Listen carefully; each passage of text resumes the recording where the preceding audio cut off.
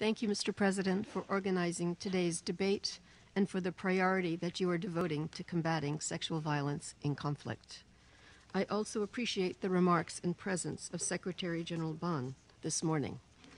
And thank you, Special Representative Bangura, Special Envoy Joly, and Ms. Adong Anewar for your briefings and your leadership on this critical issue affecting international peace and security.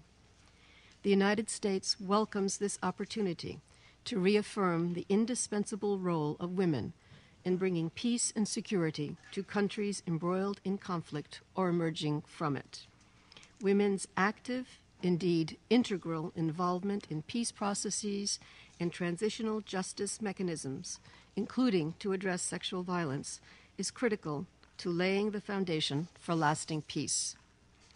The resolution that we have adopted today reinforces our collective efforts to prevent conflict-related sexual violence, hold perpetrators accountable for their crimes, and provide support and justice to the survivors.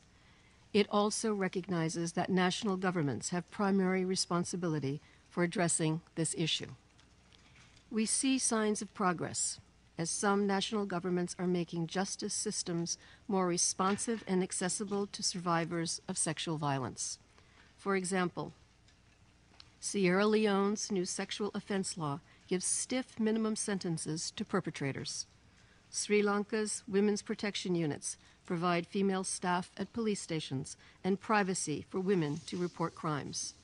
And this May, Somalia committed to ensuring that protection of victims, witnesses, journalists, and others who report on sexual violence, a necessity for strengthening legal cases and bringing these issues into the public sphere.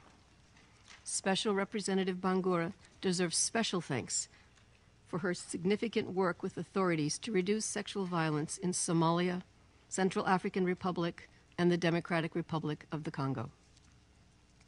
Mr. President, we applaud and appreciate the critical role that civil society, especially local women's groups, play in assisting survivors by providing them with medical care, counseling, and a political voice, and by facilitating their access to justice. The United States is proud to support Congolese organizations that provide free legal aid for survivors, as well as training to provide provincial lawyers and mobile courts that heard almost 3,000 cases in the DRC last year. The efforts of local civil society remain vital and deserve even greater support from national authorities and the international community. We also commend international initiatives that bolster national capacity on this issue.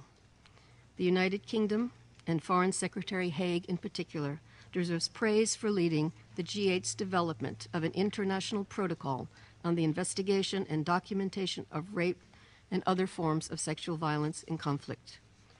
Through efforts like Just Rapid Response, UN Women and others have provided valuable technical support to promote accountability by helping to document evidence for judicial processes.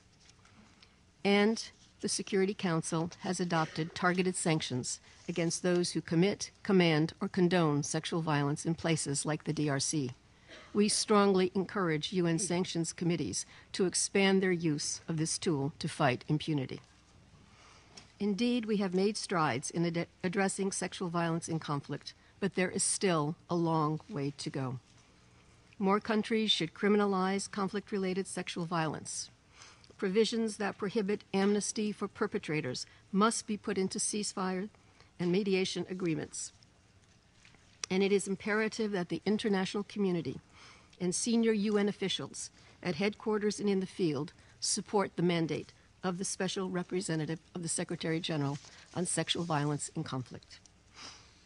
Mr. President, the Security Council must continue to treat this threat to international peace and security with utmost gravity.